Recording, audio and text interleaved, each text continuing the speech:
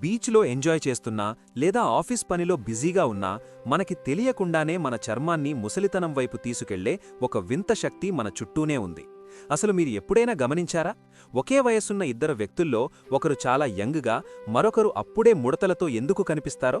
దీనికి సమాధానం కేవలం జీన్స్ మాత్రమే కాదు, మీరు వాడే సన్స్క్రీన్ వెనుక దాగున్న ఒక పెద్ద సైంటిఫిక్ సీక్రెట్. ఈరోజు ఈ వీడియోలో మీరు ఇప్పటివరకు వినని, ఏ కంపెనీ మీకు చెప్పని సన్స్క్రీన్ నిగూఢ సత్యాలను, సైన్స్ ఏం చెబుతోందో పూర్తి వివరాలతో తెలుసుకోబోతున్నారు. వీడియో చివరలో మీ స్కిన్ టైప్ని బట్టి సరైన ఎంపిక ఎలా చేయాలో ఒక గోల్డెన్ టిప్ ఉంది.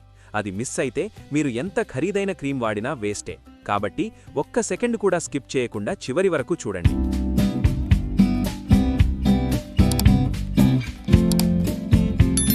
చాలామంది సన్స్క్రీన్ అనేది కేవలం ఎండలో తిరిగేటప్పుడు మాత్రమే రాసుకోవాలి అనుకుంటారు.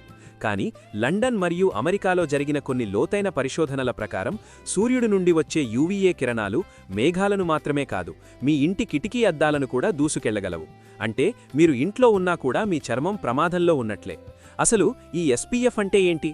చాలామంది 30 ఎస్పీఎఫ్ కంటే 50 ఎస్పీఎఫ్ చాలా ఎక్కువ ప్రొటెక్షన్ ఇస్తుందని భ్రమపడుతుంటారు. కానీ వాస్తవానికి ఎస్పీఎఫ్ 30 అనేది దాదాపు 97% కిరణాలను అడ్డుకుంటే ఎస్పీఎఫ్ 50 అనేది 98% కిరణాలను అడ్డుకుంటుంది. అంటే కేవలం 1% తేడా మాత్రమే. కానీ ఇక్కడే ఒక పెద్ద చిక్కు ఉంది. మనం చూసే ఎస్పీఎఫ్ కేవలం యూవీబీ కిరణాల నుండి మాత్రమే రక్షణ ఇస్తుంది. మరి చర్మానికి క్యాన్సర్ కలిగించే యూవీఏ కిరణాల సంగతేంటి? అందుకే మీరు సన్స్క్రీన్ కొనేటప్పుడు దానిమీద PA+++ అనే గుర్తు ఉందో లేదో చూడాలి. జర్నల్ ఆఫ్ ఇన్వెస్టిగేటివ్ డర్మటాలజీలో ప్రచురించిన ఒక రీసెర్చ్ ప్రకారం ఫోటో ఏజింగ్ అంటే సూర్యరశ్మి వల్ల వచ్చే ముడతలు మన చర్మం ముసలిగా మారడానికి 80% కారణమవుతాయి. ఒక ట్రక్ డ్రైవర్ ముఖాన్ని పరిశీలించినప్పుడు కిటికీ వైపు ఉన్న అతని ముఖం భాగం మరోవైపు కంటే 20 ఏళ్లు ఎక్కువ ముసలిగా కనిపించింది.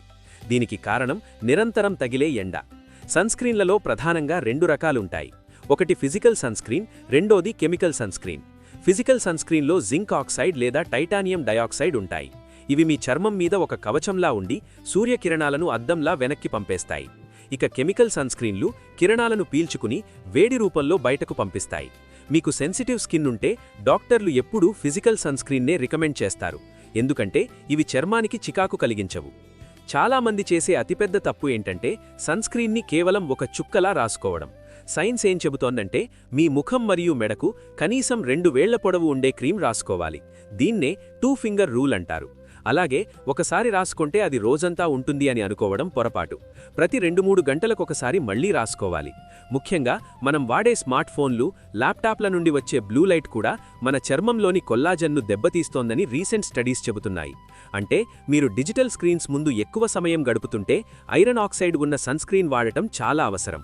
మీరు సన్స్క్రీన్ ఎంచుకునేటప్పుడు మీ స్కిన్ టోన్ కూడా చాలా ముఖ్యం. ఇండియన్ స్కిన్ టోన్కి మెలనిన్ ఎక్కువగా ఉంటుంది కాబట్టి మనకు సహజంగానే కొంత రక్షణ ఉంటుంది.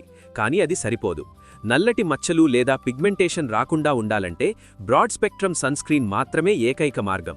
ఆస్ట్రేలియాలో 10 ఏళ్లపాటు జరిగిన ఒక క్లినికల్ ట్రయల్లో రోజూ తప్పకుండా సన్స్క్రీన్ వాడేవారి చర్మం ఎప్పుడో ఒకసారి వాడేవారి కంటే 24% తక్కువ ఏజింగ్ లక్షణాలను చూపించింది. ఇది నిరూపితమైన సత్యం. కేవలం అందం కోసమే కాదు, స్కిన్ క్యాన్సర్ రాకుండా ఉండాలన్నా సన్స్క్రీన్ మన దైనందిన జీవితంలో ఒక భాగం కావాలి.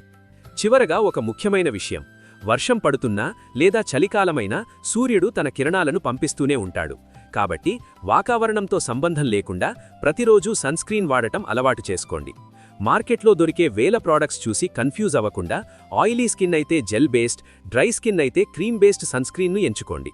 మీ చర్మాన్ని మీరు ప్రేమించినట్లయితే దానికి సరైన రక్షణను అందించడంలో వెనకాడకండి. ఈ చిన్న మార్పు మీ భవిష్యత్తులో మీ చర్మాన్ని ఎంత యంగ్గా ఉంచుతుందో చూసి మీరే ఆశ్చర్యపోతారు.